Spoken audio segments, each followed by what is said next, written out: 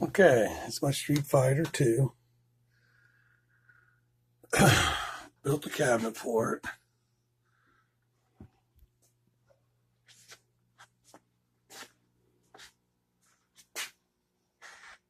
Because the cabinet came with it. Well, I didn't get the cabinet with it. When I got it, I got this board, these boards,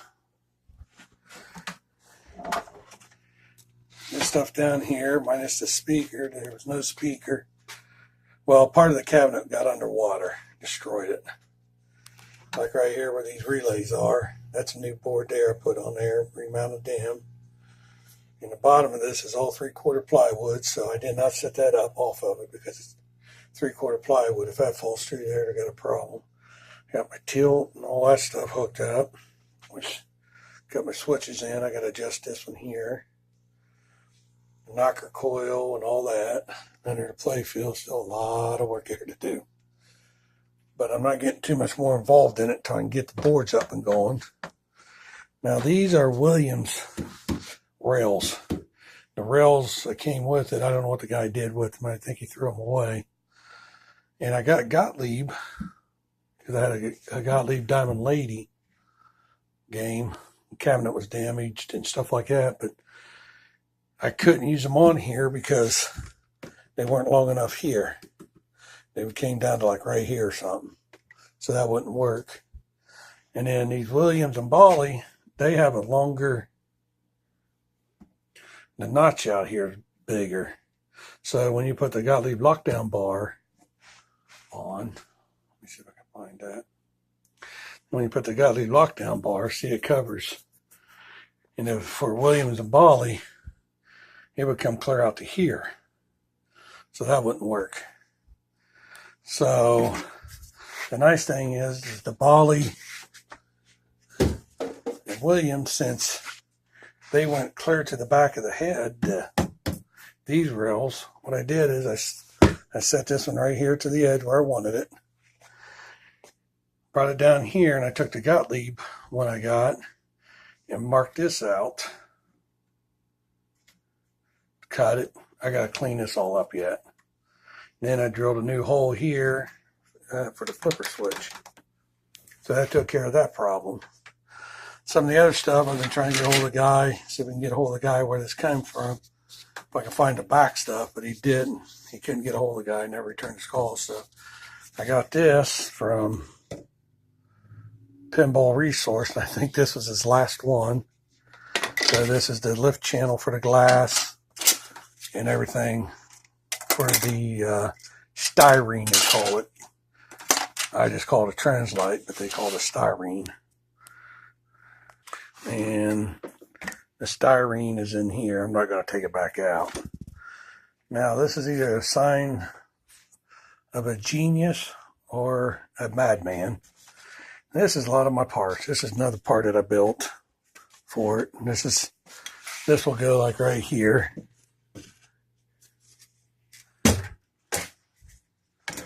This was all damaged. I repainted some of that. It's not perfect, but I don't care.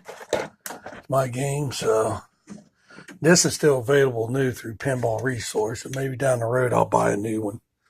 But for right now, I just hold my cost down on it. I don't want to. And this is all the parts, the ramps, to give you an idea of how filthy the thing is.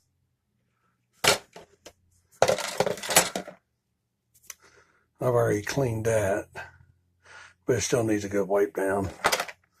This is all the pieces and parts. And now I got another tray full of screws and stuff that I ran through my vibrating polisher. And I got my vibrating polisher full of some more screws. This here is brand new. I made it because this is the original one. Paper, it's all been soaked and rotted. So I got this cover. I just had to put it on. And the sockets, I couldn't find any of these, so I ran these through my polisher, removed all the surface rust and cleaned them up, and then checked, make sure they were good, and all of them seemed to work. Some of my posts and ramps. And this pinball machine right here is a 1946.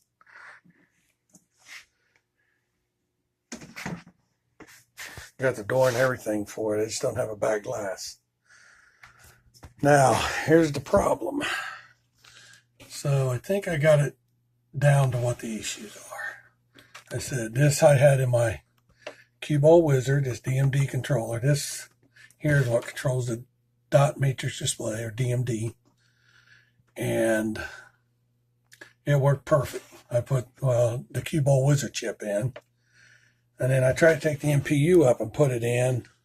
But I realized that this has the bigger RAM in it. So it wouldn't work with Cue-Ball Wizard because it used a smaller RAM. Now, this has some battery leakage.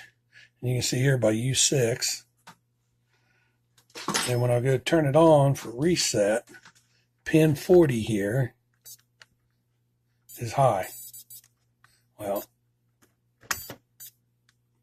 it's high, so I know the reset. So I know this section here has got to be, the reset's working. So, and then when I try to get, like right here, put it on for battery, I ain't getting nothing out of my battery. This is weird. I'm like, yeah, I should be getting some kind of a reading, some kind of high voltage. So when I go down here to U6, pin 8, touch it. Well,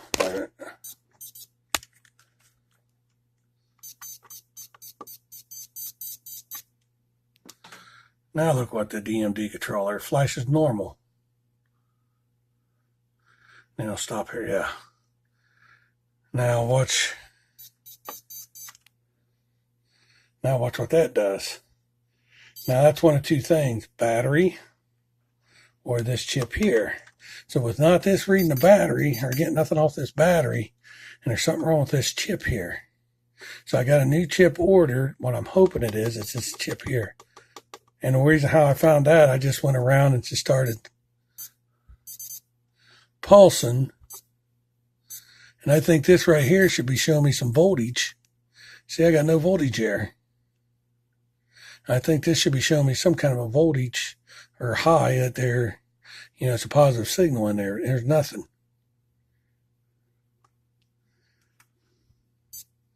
Low, low, nothing, high, high, low.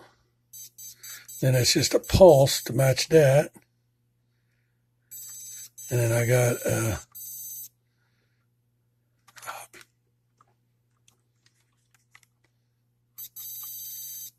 and that is matching the flashing.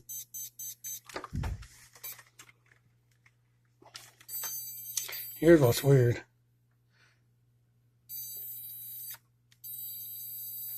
Ain't that weird?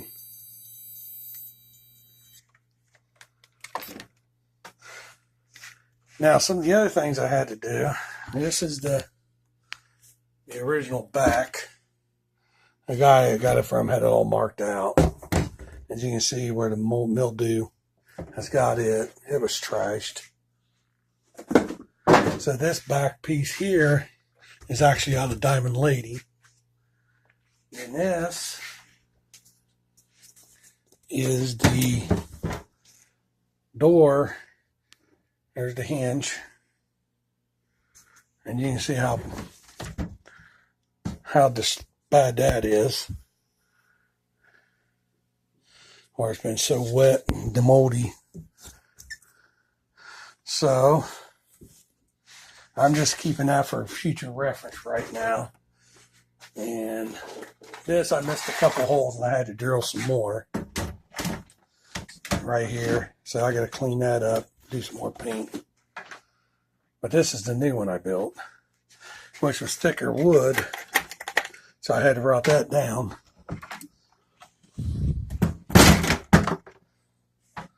And then there's my handiwork. It's all new. All new. New wiring. The sockets are used. But some of them I reused. I cleaned up. Like I said, here's this board here. And so that's kind of what we got. I'll have more video once I get that chip come in and I think that will take care of the problem, because all indications of that is, and Clay's site states it, it's either the battery or that chip, and I'm thinking it's battery. Like I said, I can't get anything out of this. I should be getting some kind of a sign. Let me put on normal. Yeah, see, I'm not getting nothing. Oh, there we go. I put it on TTL.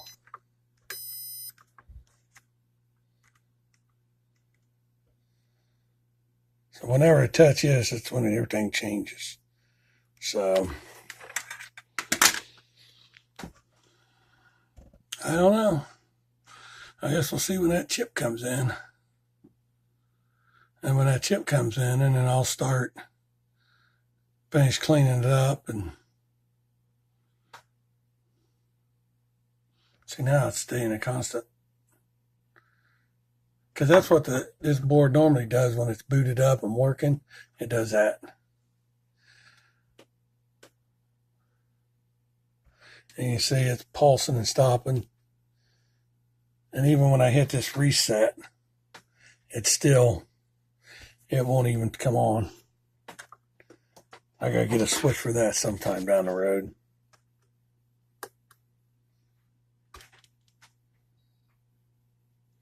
So, okie dokie.